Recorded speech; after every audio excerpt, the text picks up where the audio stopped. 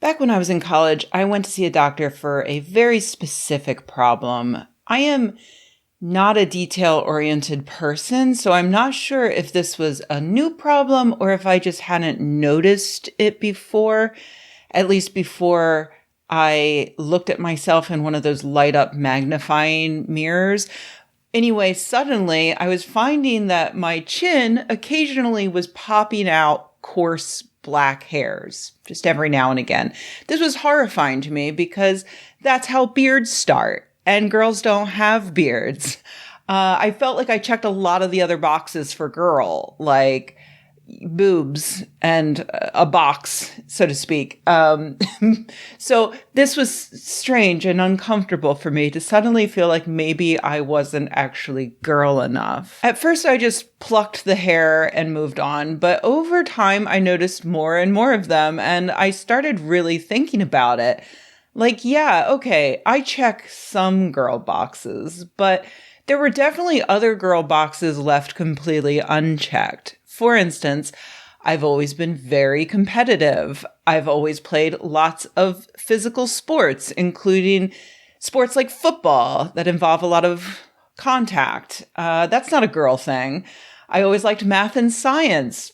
That's not traditionally a girl thing. I was always adventurous and very loud and unapologetic about my opinions. And these are all not girl things. These are boy things. And thinking about all of this for a while, I came upon the answer. I had a hormone imbalance. I had high testosterone.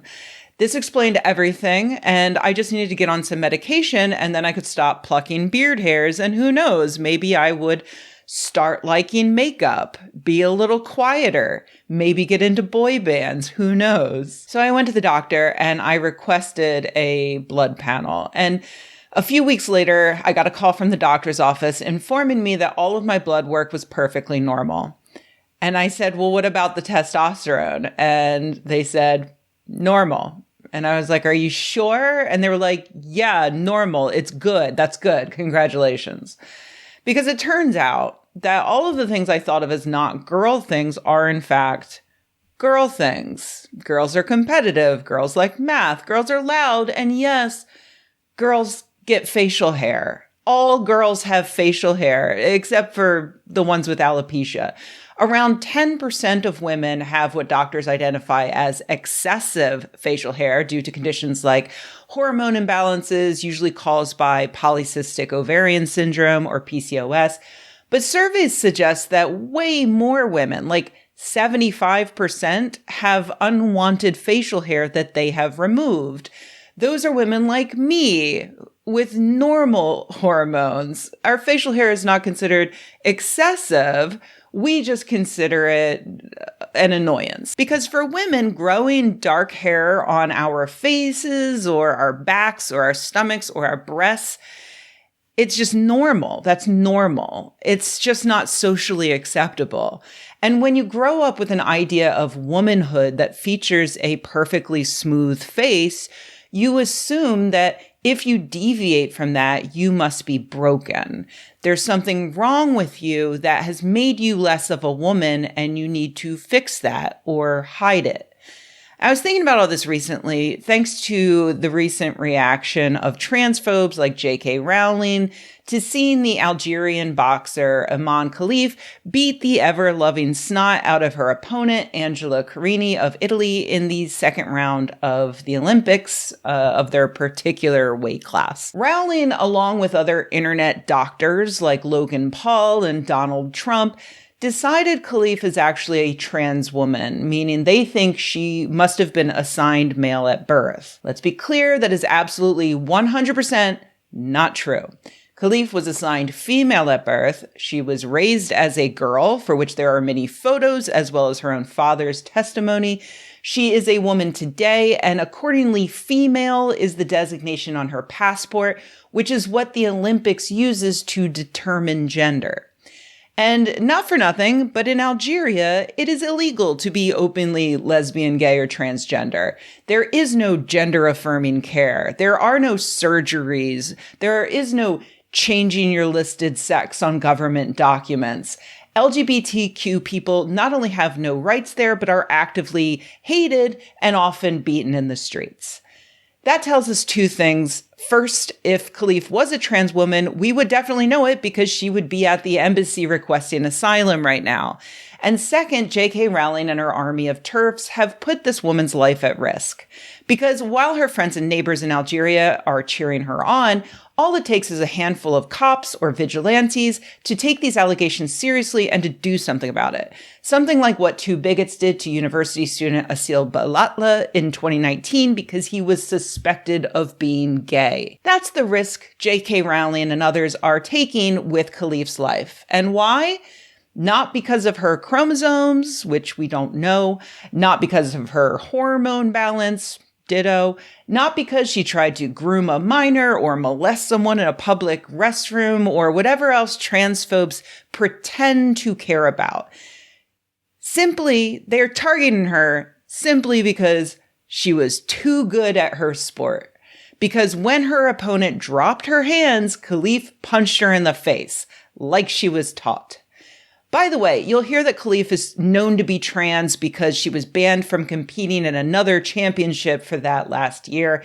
That is absolutely wrong and misleading.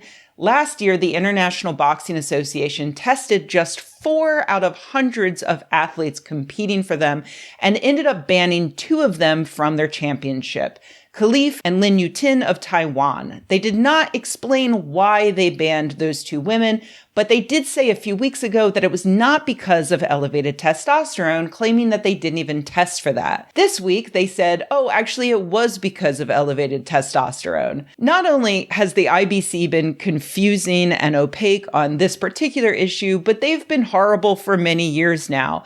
Many people suspect them of just being another arm of the Kremlin, which is why the Olympics permanently banned them last year. They are the first professional sports organization to earn that particular distinction, which is impressive considering that FIFA exists. The IBA, they genuinely won the gold medal in shadiness. Congratulations, guys. So no, we don't know why she was disqualified, and honestly, it doesn't matter. It doesn't matter. It's all complete bullshit. She is a cis woman who is being attacked for being too good at her job. J.K. Rowling and her minions have done exactly what advocates for trans rights have said that they would do for many years now. They have weaponized their transphobia and used it against all women. This is the final and inevitable result of transphobia, the policing of all women's appearance, of all women's behavior, of all women's success. I know that in the past, I've focused on the bad science transphobes use, like in my most recent video about the Cass report. But the fact of the matter is that this is not a scientific discussion. To paraphrase Andrew Lang, the transphobes use science the way a drunkard uses a lamppost, more for support than illumination. They have started with their conclusion that trans people are immoral monsters. They then backtrack from there until they reach a point where cis women like J.K. Rowling, presumably feminists who in any other case might argue that women should be free from traditional gender roles in order to be whoever they want to be, are attacking other cis women for being too masculine, for stepping outside of those traditional gender roles. I'll point out that this ridiculous cis-on-cis woman violence is inextricably linked to race and sexuality. Yes, I relate to all of this as a woman who has veered far outside of acceptable gender norms, who knows that she would eventually be put up against the wall in TERF Gilead. But preceding me will surely be millions of non-white and homosexual women, thanks to Western society's standard vision of femininity: pale, delicate features, blonde, blue-eyed, thin, heterosexual. We identify traits found more often in white straight women as feminine and traits found more often in women of color and homosexual women as masculine. I can't imagine it's a coincidence, by the way, that white women generally have less body and facial hair than women of other ethnicities. Like I said, I know this is a bit of a different take compared to my previous videos on trans issues, and a big part of that is that I strongly feel not only that I should focus on the science, but that we in general should protect trans lives regardless of any benefit that it may have for me, a cis woman. But I know that unfortunately there are too many people out there who simply will not care about an issue unless it affects them directly or affects someone that they care about. So know this, witch hunts don't just kill witches. I mean, they don't kill any witches. Witches don't exist. But you take my point, a witch hunt is a witch hunt because it finds witches wherever it looks.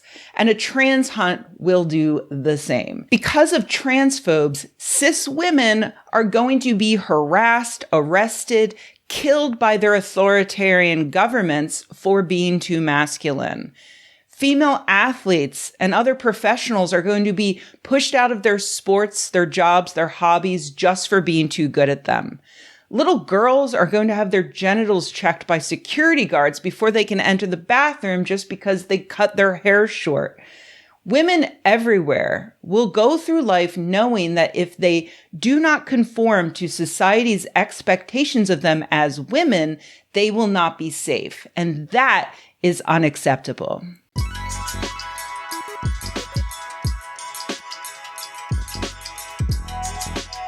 Hey everybody, thanks for watching. If you enjoyed this video, please give it a like. If you loved the video, please subscribe. And if you think the world could use more videos like this and you happen to have a few bucks laying around, head to patreon.com/Rebecca and join an awesome community of nerds like the people whose names you see on the screen right now. Thanks.